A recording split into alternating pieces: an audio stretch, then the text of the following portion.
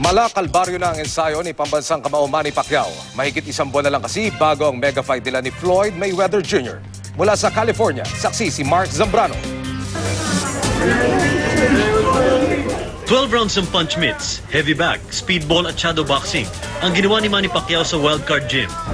Sa simula ng ikalimang linggo ng training ng ating pambansang kamao na si Manny Pacquiao dito sa Los Angeles, California, kakaibang sakripisyo ang kanyang pinagdadaanan para makuha ang tamang kondisyon para sa laban niya kontra kay Floyd Mayweather Jr.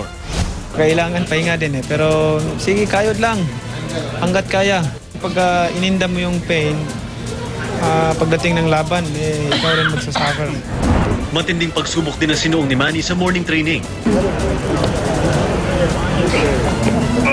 Baka sa boses at mukha ni Pacquiao ang kalbaryong pinagdaraanan sa training sa Drake Field sa UCLA. Dinoble na kasi ng strength and conditioning coach na si Justin Fortune ang ilang ehersisyo sa kanyang morning routine. Nasubukan ng lakas ang lower body at likod ni Manny sa duck walk paakyat na hagdan.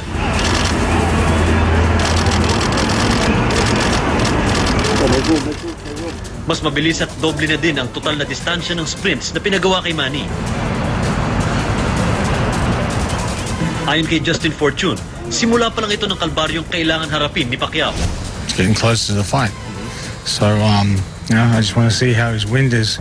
Ginawa din ni Manny ang lateral runs, box jump, at weighted medicine ball toss para sa upper body. Mahigit 5 rounds din ang inikot niya sa oval. Bukas ay panibagong sparring sessions naman ang paghahandaan ni Pacquiao. Mula dito sa Los Angeles, California, ako si Mark Zambrano, ang inyong saksi.